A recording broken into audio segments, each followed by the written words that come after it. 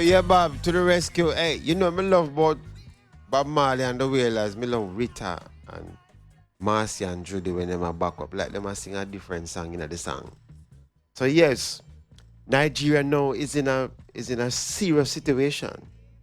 Because when you look at some of the images that you see of destruction that they have brought on their people, their own people, in the name of religious philosophy, I have a serious problem with that. I don't care what color you are. I have a problem with Russians trying to tell the Ukrainians how to run their country and trying to disturb and to mash them up. And the Ukrainians have to be beseeching Europeans to come to their aid. But then we go to the Ukrainians' aid because the name of the country is because of a mineral that them have in their name, uranium. So the Ukraine name is uranium, get the name of the country. And you know where uranium is used for. So they're not gonna make it fall so easy to the hands of the Russians because the Russians look at themselves as not part of Western Europe. So wherever the conflict is, color is not an issue. And I want to make this clear to people. When people have conflict among themselves, it's conflict among human beings. It's not no color issue. If the people in Boko Haram were thinking about color, then they would have got attack somebody else of a different color. They're not thinking about that. They're thinking about their religious philosophy and the idea that they want to exact it on people. Whether those people, and once those people are around them, color is not the issue. The same thing with when it happened in the former Yugoslavia that was split into Serbia and Bosnia. Serbs and Bosnians were at war over religious philosophy, over Islam. So the names of the cities, for example, in Nigeria, Delta, Anambra, Enugu, Koji, Ekiti, Oshun, Oyo, Karawa, Niger, Kaduna, Zamfara, Kebbi, Sokoto, Katsina, Jiwa, Kobe, Borno, Adamawa. These are cities, and because Nigeria is a federal country, much like the US, these cities have their own autonomy, their own rulership, and so it is very, very important for us to understand the nature of the struggle in Nigeria. It's not a simple thing like we in Jamaica just jump on a bus and go to Montego Bay, because the Boko Haram are well armed. They're well armed, and the fact that they have access to oil is a serious thing. So who's Boko Haram? We go back to that. They were founded in 2002. Their name translates into people committed to the propagation of the Prophet's teaching and jihad. They are literally initially opposed to Western education. They launched military operations in 2009 to create an Islamic State. Now, who were the earlier leaders? Its followers are said to be influenced by the Quranic phrase which says, anyone who is not governed by what Allah has revealed is among the transgressors. Boko Haram promotes a version of Islam which makes it haram or forbidden for Muslims to take part in any political or social activity associated with Western society. Serious anti-Western stance. This includes voting in elections, wearing shirts and trousers, or receiving calls from secular places. So this time, yeah, listen, my brethren. Hear my brethren, me dey on the radio. What you say, sir?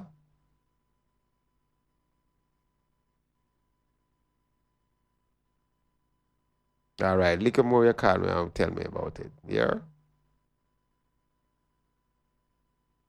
Midnight. So we have to look upon Boko Haram and say the group's official name they regard the Nigerian state as being run by this is strange. They regard the Nigerian state as being run by non-believers. Yet there have been several Muslim presidents of Nigeria. They don't vote in elections. They don't wear shirts and trousers. And yet I am looking at I'm looking at the army leaders now, right here in a picture, in shirts and trousers. That is a contradiction. Boko Haram regards the Nigerian state as being run by non-believers, even when the country had a Muslim president, and it has extended its military campaign by targeting neighboring states. The group's official name, which in Arabic means people committed to the propagation of the teachings of jihad. Now, who was their first leader? Where where were they all of this time? Did they just come out of the blue? No, they never came out of the blue. As I said, they were formed in 2002. So since 2002, they were formed by a man called Mohammed Youssef. He formed it in Maiduguri. Remember, we said that Maiduguri is one of those rich oil deposits, the place where you can mine oil. Is that the word to use? Mine oil. And so he set up a religious complex. It included his mosque, it included an Islamic school, and poor Muslim families from across Nigeria, as well as neighboring countries, enrolled there. But they were not interested in only education. They were interested in jihad. Now, this is what I would like a Muslim in Jamaica to explain to Jamaicans. What is jihad? Is there a Muslim out there online that could explain in very simple terms what is jihad? My understanding from my reading is that it's a commitment to God's cause. Jihad is a commitment to God's cause. Now, it's obvious that these gentlemen, the man them who is part of Boko Haram, thinks God's cause is to institute a strict code of Shiite Muslim philosophies on people that says you must be a part of Western. But Boko Haram was not only interested in education. Its political goal was to create an Islamic state, and the school became a recruiting ground for jihads. In 2009, Boko Haram carried out a spate of attacks on police stations and other government buildings in Maiduguri. This led to shootouts on the streets. Hundreds of Boko Haram supporters were killed, and thousands of residents fled the city. The Nigerian security force seized their headquarters and captured these fighters, killing their leader, Mr. Youssef. This is just 2009. In people of my age, 2009, as Jamaicans would say, it's just the other day. But this is 2015. So how is it that after the leader was assassinated, Boko Haram remained so potent? So Mr. Youssef's body was shown on state television, and the security forces declared Boko Haram finished. But they were not finished, because they were grouped under a new leader. His name is Abu Bakr Shekau. Abu Bakr Shekau. And it is Abu Bakr Shekau who has stepped up the insurgency and is leading now this fight against the state. So, in 2013, the US designated that Boko Haram is a terrorist organization. And they fear that Boko Haram may have developed links with other Islamic groups, such as Al-Qaeda and the Islamic Maghreb. And they want to wage what they call a global jihad. Now, I don't understand why you would want to have a global war in the 21st century that would Islamize people who don't want to be Islamic. Maybe it is coming from a different space. Now, Boko Haram shot into our memory, into our minds, into our consciousness when they captured. I say shot because I said before they were there from 2002. And probably because it was internal and it was so large scale, they never shot into our mind, but they shot into the minds of those of us who were not aware that they existed. Because before they captured those 200 girls, I myself was not necessarily aware that they were so powerful. I heard of them, but I never knew they were so powerful. Because for someone to kidnap 200 people and nobody still can find them, these men must be highly equipped, highly skilled, highly organized, and highly trained. So the group has staged more audacious attacks in the modern capital of Nigeria, including bombing churches, bus parks, bars, military barracks, and even the police and the UN headquarters in the capital Abuja. So these men are audacious. They don't want to just have a state. They want to overthrow the government first.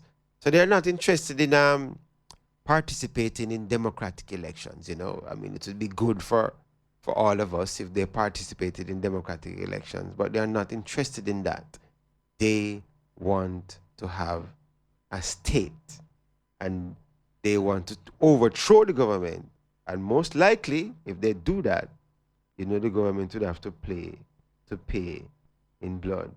So we want to hear some more sound because Boko Haram is a serious set of men. They are not.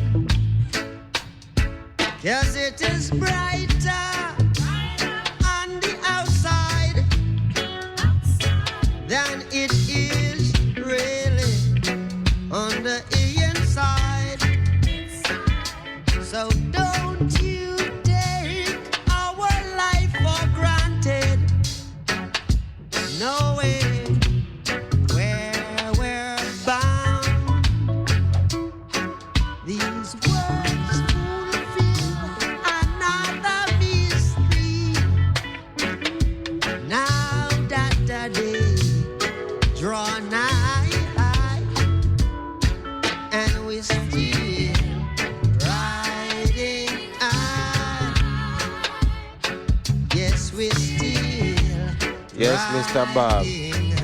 But we forward to this Boko Haram scenario because as a Pan-Africanist who love Africa, I am tired to see the bleeding of Africans against Africans. So now I'm looking at it from the perspective that religion should not be destroying people. Religion should be uniting people. But unfortunately, that's a little pragmatic and naive view because the converse is not, the reality is not so. So as I said before, the original leader was killed. His body was shown on television. His name was Youssef, Mohammed Youssef. And then a new leader emerged. And this new leader, Abu Bakr Sheikh 2, and you can see him online. You can go and just write in Boko Haram and go to a BBC. The BBC have done a little documentary, a little picture documentary more than anything, and show you some of the places that they have destroyed and the people they have captured. And the 200 girls are not the only people they captured. They captured 100 after that. They also kidnapped 19 more after that. And they said the 200 girls have been converted and have been absorbed into their organization. They even say some of them have been married to probably soldiers. But one girl who escaped said that they were not necessarily abused, but they were just held. And them can't leave. That must be a traumatic thing for them and their parents. Now, the military has been deployed, and they drove the militants out of Maiduguri. And Boko Haram, their first method of attack was to attack people on bikes and motorbikes, killing police and politicians and anyone who criticizes it, from even other Muslim clerics and traditional Christian preachers. And as I said before, they have attacked public places. They are not limited to who they will attack. And the president, Goodluck Jonathan, who came to Jamaica when we were celebrating our 50th anniversary independence, Goodluck Jonathan. Some people are asking how the man name. Our man named Goodluck. I suspect that maybe his original name, the meaning of it is good luck, and he just calls himself Goodluck Jonathan. Strongly suspect that. And he declared a state of emergency in 2013. These are just recent developments. 2013 is just a year and some months ago. In 3 northern states where Boko Haram is the strongest, in Borno State, in Yobe, and Adamawa. Thousands of reinforcements have been sent to Maiduguri, but the attacks, they continue. And the Boko Haram say, we have nothing to do with Nigeria. We don't believe in this name. We have nothing to do with Nigeria. We don't believe in this name. I would like to hear the name that they would like to call it. I suspect maybe they probably want to do away with this name because it probably is a Eurocentered kind of name. The troops have driven the Boko Haram out of Maiduguri, their main base, and they have now retreated to the Sambisa forests along the border with Cameroon. The problem also with the Boko Haram is that they are going into other countries. They have gone into Cameroon, and they have gone into other countries and launched attacks against public buildings, public places, because they're not attacking the army only, they're attacking every day. Boko Haram switched tactics. Formerly, they used to just raid territories, but now they want to hold on to territories. They want to hold on to territories and exact their control, much like ISIS has done. ISIS in the Middle East has held on to territories. And ISIS, although the media don't want to say it, but it is ISIS's control of oil fields while the price of oil has gone down. There's no other reason. I want a European man or OPEC member to explain to me why oil price drop. Would I love them explain that? Is it that they suddenly became benevolent and just drop oil price? No. ISIS has controlled so much oil and selling it on the black market that this has to be countered. How would you counter that? Drop the price of oil. And that is what they have done. Now, in August 2014, Mr. Shekau, Abu Bakari Shekau, declared a caliphate in areas under Boko Haram's control. Now, you see the link when we spoke about in North Africa, where members were breaking away from the rulers because they're saying that they're not sticking to the original teachings of Islam, of Muhammad's Islam, and the Shiite want to set up a caliphate. And we said the Shiite are the ones who believe that the original descendants of Muhammad should be the people who should be the caliphs of Islam. Interesting. And so the same philosophy is now pervasive in Boko Haram. And they praise Iraqi national Abu Bakr al-Baghdadi, the self-declared caliph ruler of Muslims worldwide. Let me read that again. In 2014, Mr. Shekau declared a caliphate in areas under Boko Haram's control and praised Iraqi national Abu Bakr al-Baghdadi, the self-declared caliph, ruler of Muslims worldwide. And he says, we are in an Islamic caliphate. And he was masked by his fighters and he was carrying a machine gun. We have nothing to do with Nigeria. We don't believe in this name. Boko Haram has also stepped up its attack against Western education, which it believes corrupt the moral values of Muslims, especially girls, by attacking boarding schools. So what? What about men who go to schools? What about Boko Haram? How do they feel? I want to ask the conservatives, why is it that women are the target all the time in their conservatism? Is it that men are, it's okay to be conservative, you just grow a beard and you are the ones who are the perpetrators of the conservative philosophy, and that women are the target? They are beaten in public, sometimes they are shot, sometimes they are burnt, they have to cover up, they are separated, they are seen as tempting to men to the extent that their faces must be covered. And these are my views, and they are true. And so we need to look at it and see that this is what is happening. No, it has made some threats, and it said that it drew international condemnation when it captured 200 girls from Chibuk, a town in Borno State, saying to treat them as slaves and marry them off, a reference to an ancient Islamic belief that women captured in conflict are part of the war booty. War booty, women. It had made a similar threat in 2013 when it released a video saying that it had taken women and children, including teenage girls, because their members were arrested. Analysts say Nigeria has a history of spawning militant jihadist groups, but Boko Haram has outlived them and has proved to be far more lethal with a global jihadi agenda. Now, one of the things we must realize in little Jamaica, with our social violence that is tearing the fabric of our society apart, is that this is something that we cannot even begin to imagine. A religious group, a religious organization, bound and determined to overthrow the state. That's serious, serious thing. We're going to take some music and meditate upon that. Serious vibes.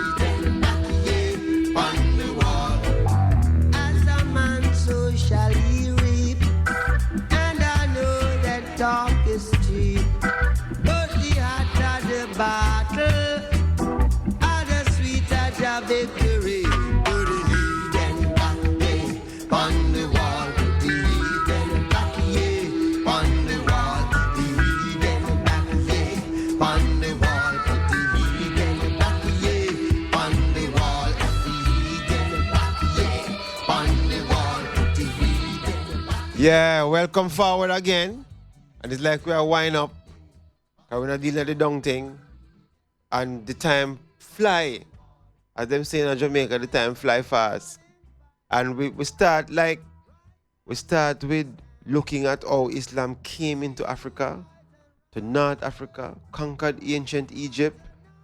But at the time that they were doing that, Egypt was already on decline. Rome all passed through already. The British passed through too, and a lot of fight going on.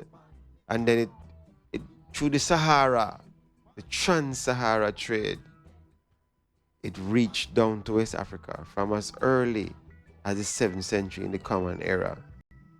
And so the 7th century to the 2014, several hundred years in a country. So Islam, Muslim philosophy is nothing new. The building of trade routes, the trading of different minerals, the pilgrimages made by different religious leaders, then the conflict in West Africa that resulted in the split, then the building of these wonderful empires, the Forest States and the Sudanese empires, in the building of Mali, the building of Songhai, building of Ghana, the building of Timbuktu, centers of learning where these centers exist today. And these centers now, the history of Mali came under threat because they destroyed places. They destroyed a lot of mosques. The insurgency that took place in Mali resulted in the destruction of a lot of mosques and the loss of a lot of that Islamic heritage.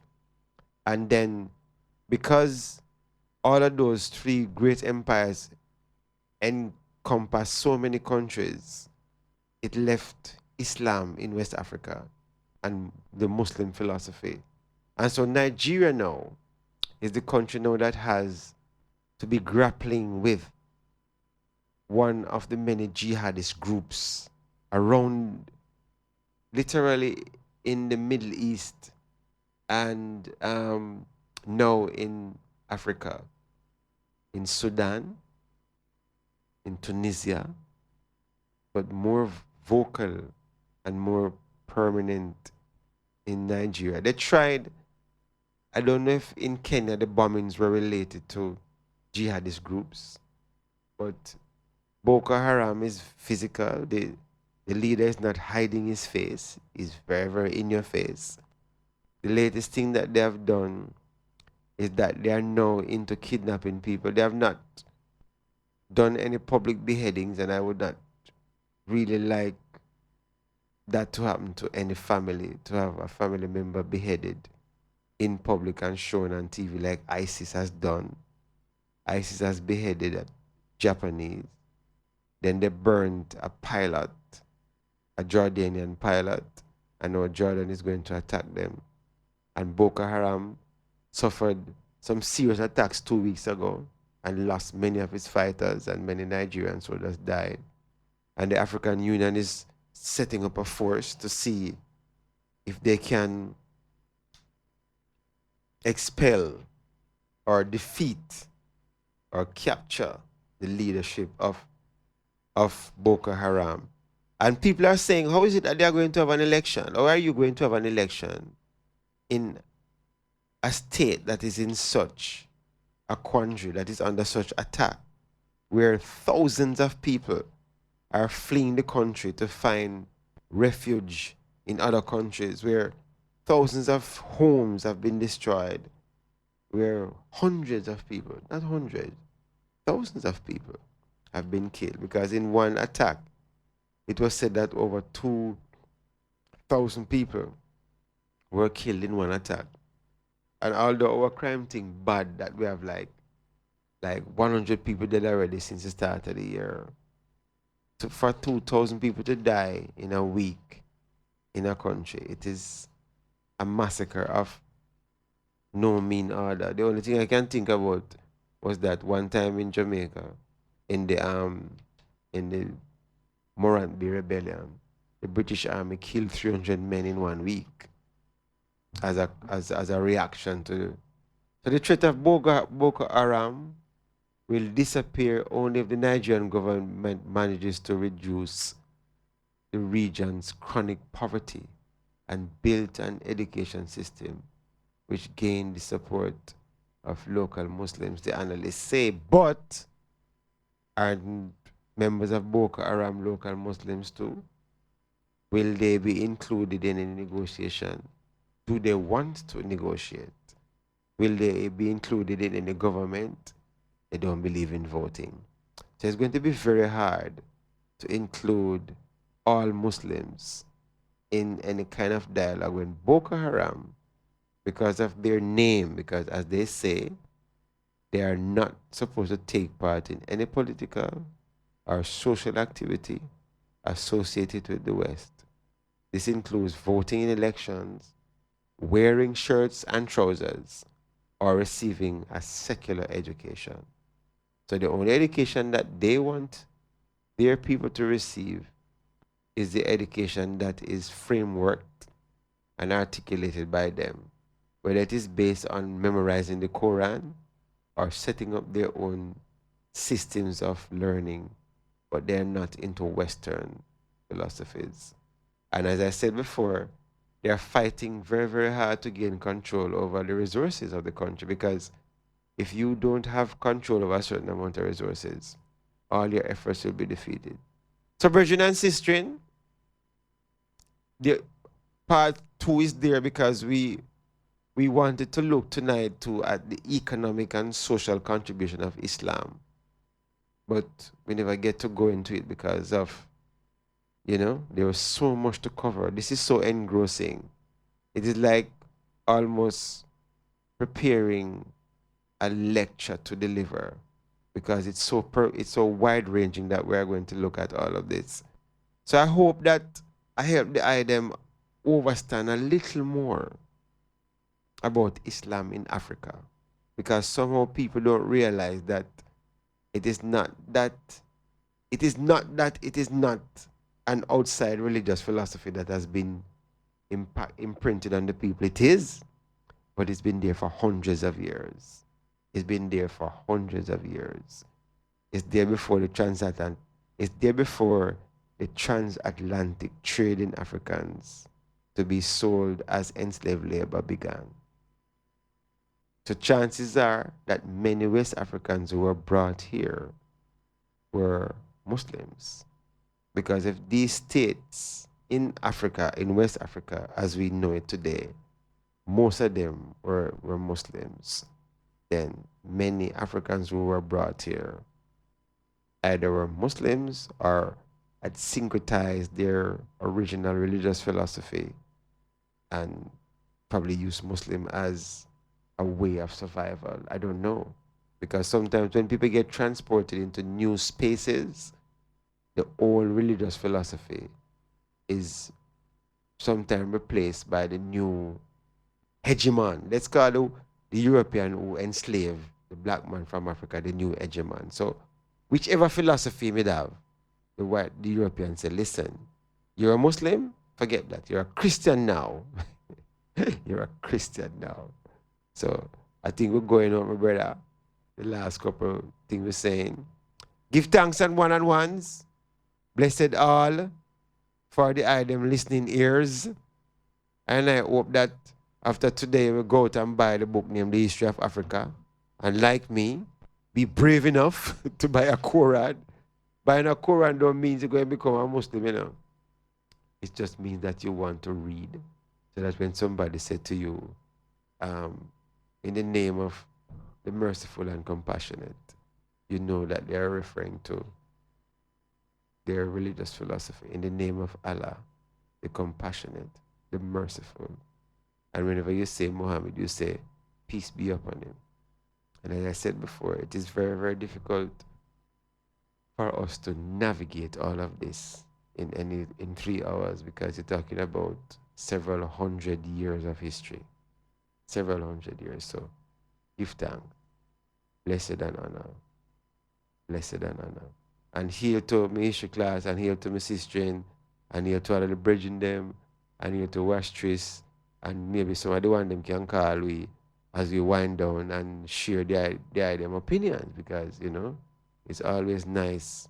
This is Osai Mwese Osagburo sitting in for Dr. Ironman Black. Hope you are listening and then can get a feed forward now as to what took place.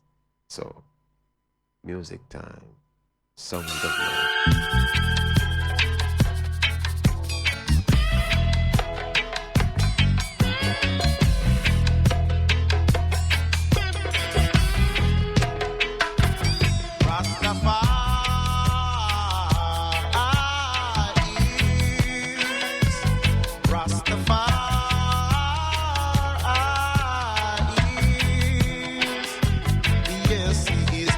Of Lords and Savior, Lords of Lords and Savior, Lords of Lords and Savior, Lords of Lords and Savior.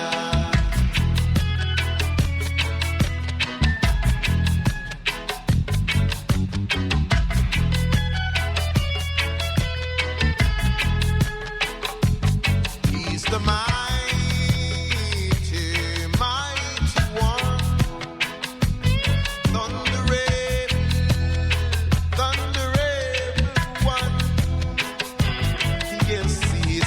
of Lords and Savior, Lords of Lords and Savior, Lords of Lords and Savior, Lords of Lords and Savior.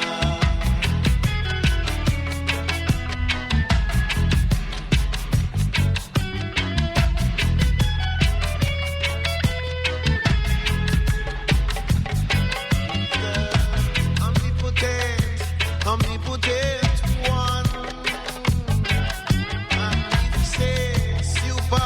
Magnificent one. Yes, he is Lords of Lords and Savior, Lords of Lords and Savior, Lords of Lords and Savior, Lords of Lords and Savior.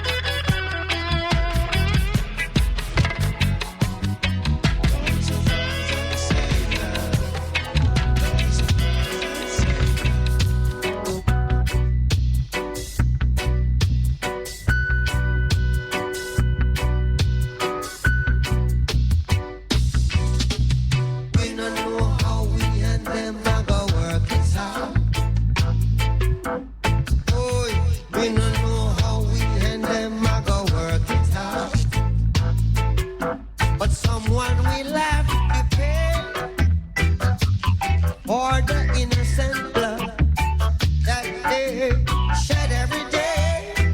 Oh, children, mark my word, it's what the Bible says.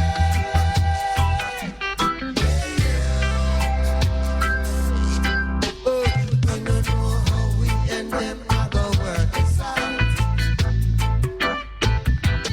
We don't know how we and them are gonna work it out. But in the beginning, God created everything. He gave man dominion over all things. But now it's too late. You see, men has lost their faith. Hey, hey, eating up all the flesh from our dirt.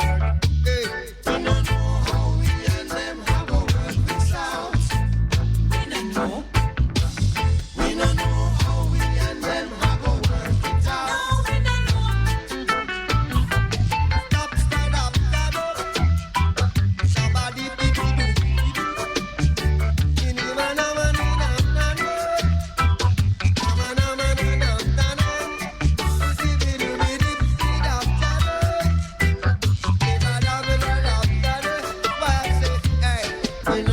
how we and them are gonna work this out. I'm a flesh and bone. Stay up, oh, yeah, yeah, papa, yeah,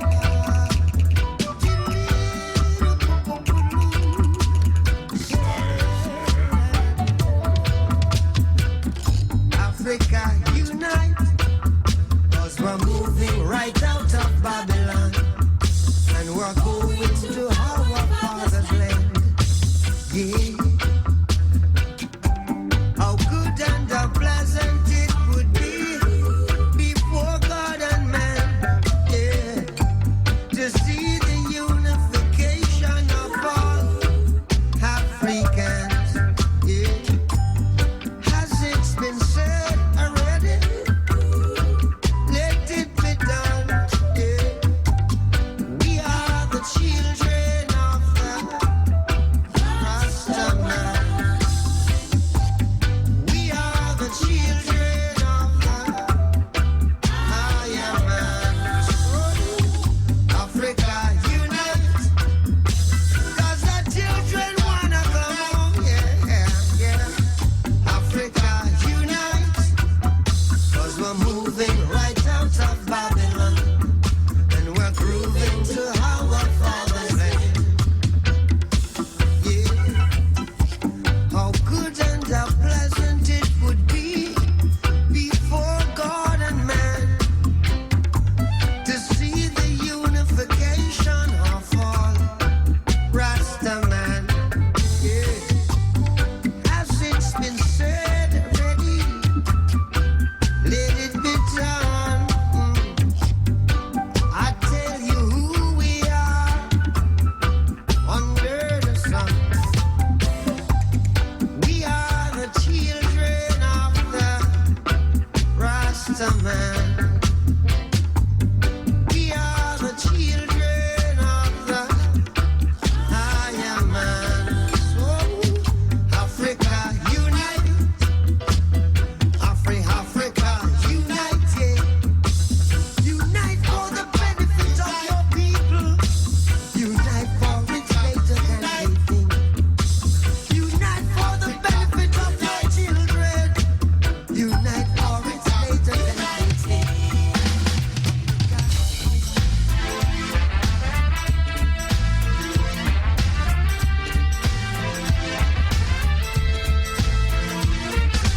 I stand strong in a Babylon. I stand strong in a Babylon.